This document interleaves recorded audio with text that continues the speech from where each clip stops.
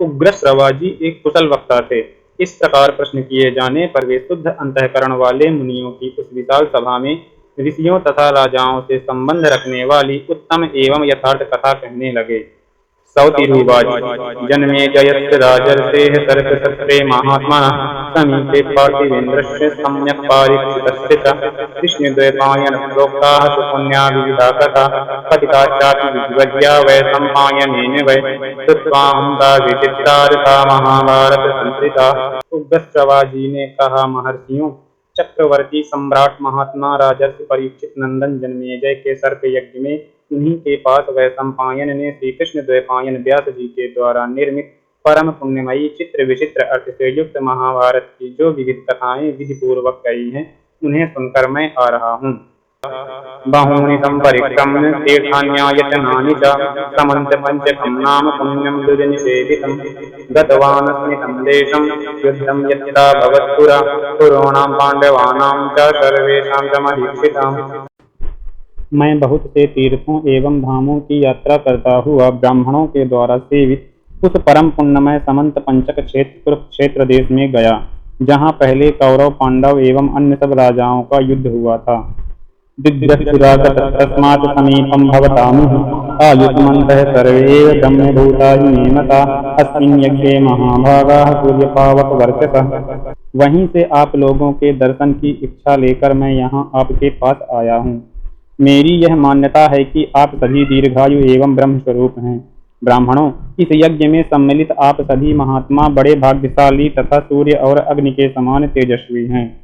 कृताभिषेकाः कुशयः पितृव्यक्त्याहिताग्नयः भवन्ते आसने स्वस्थाब्दमीनिति महन्द्विजा पुराणसंहिताः पुण्याः कथाधर्मार्थसंस्कृताः इति वित्तं नरेन्द्राणां ऋषीणां च महात्मनाम्।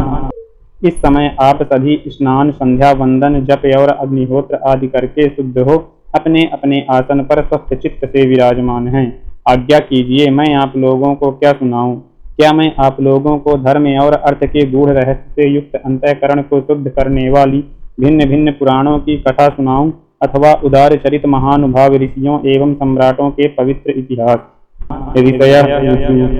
द्वैपायनेन तत्रोक्तं पुराणं परमर्षिणा सुरैर्ब्रह्मर्षिभिश्चैव श्रुत्वा यदभिपूजितं तस्याख्याने वरिष्ठस्य विचित्रपदपर्वणः सूक्ष्मार्थान्याययुक्तस्य वेदार्थभूषितस्य च भारतस्येतिहासस्य पुण्यं ग्रन्थार्थसंयुतां संस्कारोपगतां रामेण नानाशास्त्रोपगम्भितां जन्मेजयस्य राज्ञो वैशंपायनोक्तवान् यथावत्कार्यशिष्टस्यास्त्रे द्वैपायनाज्ञया वेदचतुर्भिः संयुक्तां व्यासस्याद्भुतकर्मणः संहितां श्रोतुमिच्छामः पुण्यं पापभयापहम्। ऋषियों ने कहा, उग्रश्रवा जी, परमर्ष श्री कृष्ण द्वैपायन ने जिस प्राचीन इतिहास रूप पुराण का वर्णन किया है और देवताओं तथा ऋषियों ने अपने अपने लोक में श्रवण करके जिसकी भूरि भूरि प्रशंसा की है, जो आख्यानों में सर्वश्रेष्ठ है, जिसका एक एक पद, वाक्य एवं पर्व विचित्र शब्द विन्यास और रमणीय अर्थ से परिपूर्ण है, जिसमें आत्मा परमात्मा के सूक्ष्म स्वरूप का निर्णय एवं उनके अनुभव के लिए अनुकूल युक्तियां भरी हुई हैं, और जो संपूर्ण वेदों के तात्पर्यानुकूल अर्थ से अलंकृत है, उस भारत इतिहास की परम पुण्यमयी ग्रंथ के गुप्त भावों को स्पष्ट करने वाली पदों वाक्यों की व्युत्पत्ति से युक्त सब शास्त्रों के अभिप्राय के अनुकूल और उनसे समर्थित जो अद्भुत कर्म व्यास की संहिता है, उसे हम सुनना चाहते हैं। अवश्य ही वह चारों वेदों के अर्थों से भरी हुई तथा पुण्य स्वरूपा है, पाप और भय को नाश करने वाली है। भगवान वेदव्यास की आज्ञा से राजा जनमेजय के यज्ञ में प्रसिद्ध ऋषि वैशंपायन ने आनंद में भरकर भली भांति इसका निरूपण किया। सौतिरुवाच आद्यम पुरुषमीशानं पुरोहूतं पुरुष्टुतं जितमेकाक्षरं ब्रह्म व्यक्त्याव्यक्तं सनातनम् असत्सदसच्चैव यद्विश्वं सदसत्परं परावराणां सृष्टारं पुराणं परमव्ययं मङ्गल्यं मङ्गलं विष्णुं वरेण्यमनघं शुचिं नमस्कृत्य ऋषिकेशं चराचरगुरुं हरिं महर्षे पूजितस्येह सर्वलोकैर्महात्मनः प्रवक्ष्यामि मतं पुण्यं व्यासस्याद्भुतकर्मणः। उग्रश्रवा जी ने कहा, जो सबका आदि कारण, अंतर्यामी और नियंता है, यज्ञों में जिसका आवाहन और जिसके उद्देश्य से हवन किया जाता है, जिसकी अनेक पुरुषों द्वारा अनेक नामों से स्तुति की गई है, जो ऋत सत्य स्वरूप एकाक्षर ब्रह्म प्रणव एवं एकमात्र अविनाशी और सर्वव्यापी परमात्मा व्यक्ताव्यक्त साकार निराकार स्वरूप एवं सनातन है, असत सत एवं उभय रूप से जो स्वयं विराजमान है, फिर भी जिसका वास्तविक स्वरूप सत असत दोनों से विलक्षण है।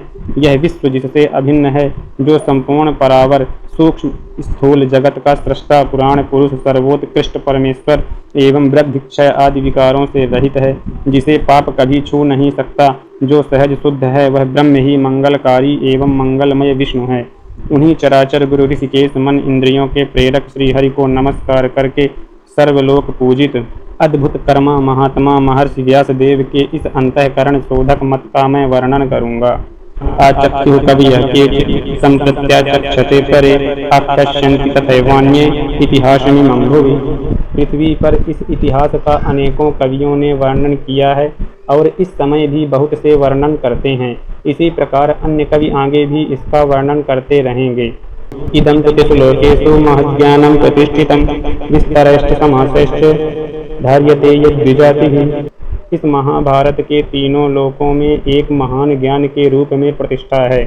ब्राह्मण आदि द्विजाति संक्षेप और विस्तार दोनों ही रूपों में अध्ययन और अध्यापन की परंपरा के द्वारा इसे अपने हृदय में धारण करते हैं।